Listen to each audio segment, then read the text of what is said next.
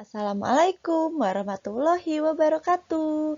Halo anak-anak, sekarang kita akan belajar tema 3 yaitu makanan sehat.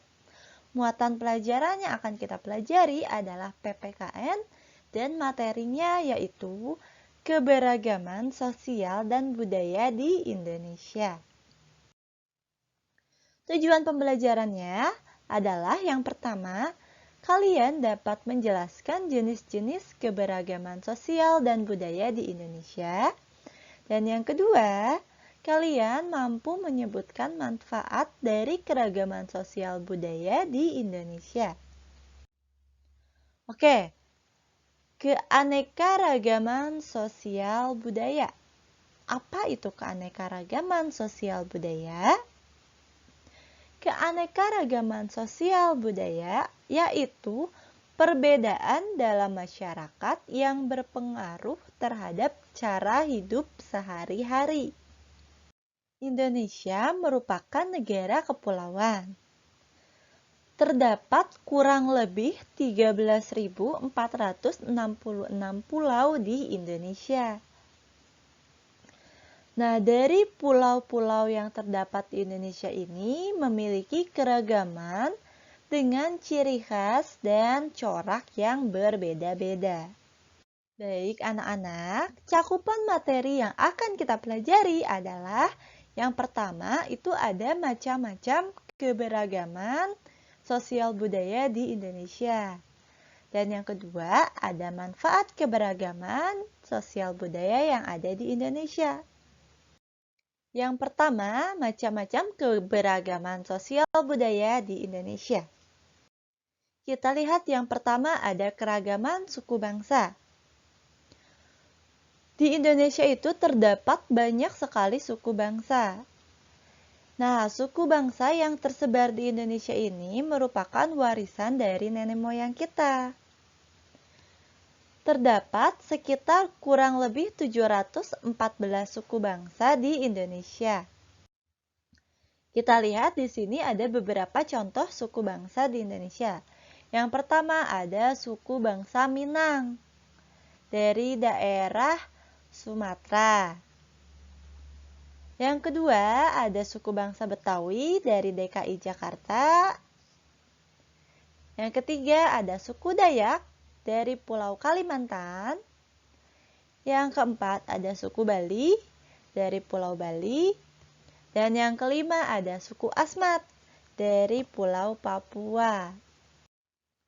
Oke, kita lihat yang kedua ada keragaman budaya. Budaya di Indonesia itu sangat banyak. Kita lihat keragaman suku bangsa menghasilkan budaya yang berbeda-beda. Keragaman budaya di Indonesia meliputi bahasa, rumah adat, pakaian adat, senjata tradisional, alat musik, upacara adat, dan lagu daerah. Oke, yang pertama keragaman budaya bahasa. Bahasa merupakan alat yang digunakan manusia untuk berkomunikasi, baik melalui tulisan, lisan, ataupun gerakan. Kita lihat contoh bahasa daerah yang ada di Indonesia. Yang pertama ada bahasa Aceh dari daerah Aceh, lalu ada bahasa Batak dari Sumatera Utara, bahasa Betawi dari DKI Jakarta, bahasa Sunda dari Jawa Barat dan Banten. Ini adalah contoh-contoh bahasa daerah yang ada di Indonesia. Masih banyak lagi bahasa daerah sesuai dengan suku bangsanya masing-masing. Oke, lalu di sini ada rumah adat. Setiap suku di Indonesia itu memiliki rumah adat yang berbeda-beda. Kita lihat contoh dari rumah adat. Ada rumah adat Honai dari daerah Papua. Lalu ada rumah gadang dari Sumatera Barat. Dan ada rumah joglo yang merupakan rumah adat dari Jawa Tengah. Selanjutnya, pakaian adat. Pakaian adat ini biasanya dipakai pada acara yang khusus.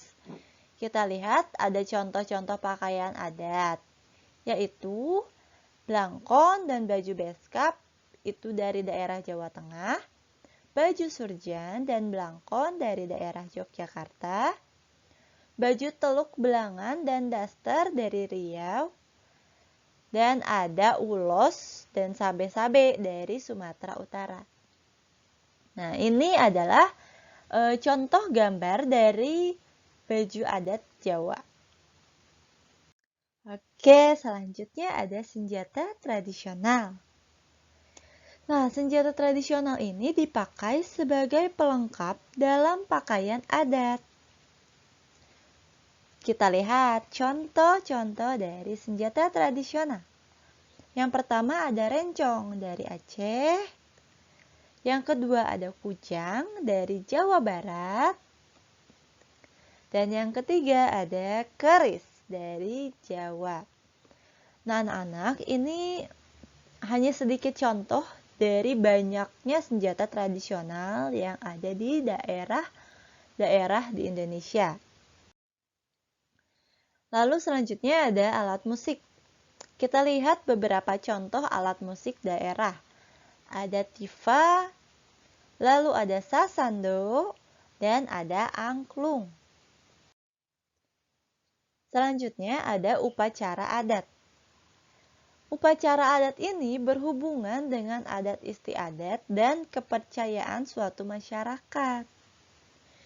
Contoh-contoh upacara adat di daerah Tengger, yaitu upacara Kasodo. Lalu ada upacara adat lompat batu dari daerah Nias. Dan ada upacara Grebek Suro dari Solo.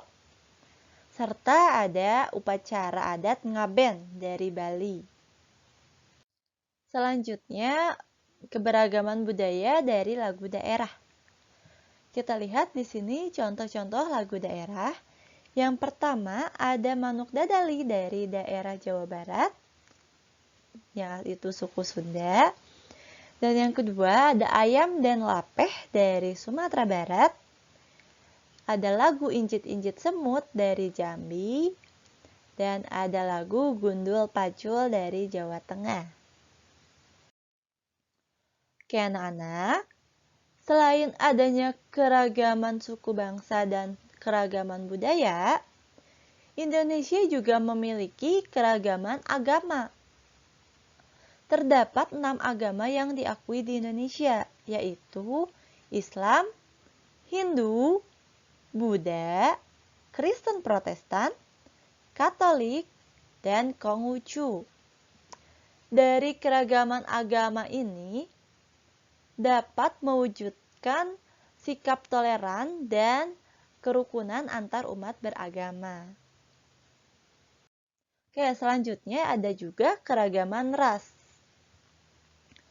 Ras merupakan suatu golongan daerah yang memiliki sifat-sifat tertentu. Ras suatu negara itu bisa berbeda atau bisa juga sama. Nah, kita sebagai warga negara Indonesia itu memiliki ras Melayu Mongoloid. Baik anak-anak, selain keragaman yang sudah dijelaskan tadi, ada juga keragaman sosial. Keragaman sosial itu berkaitan dengan status sosial, pekerjaan, partai politik, dan lain sebagainya.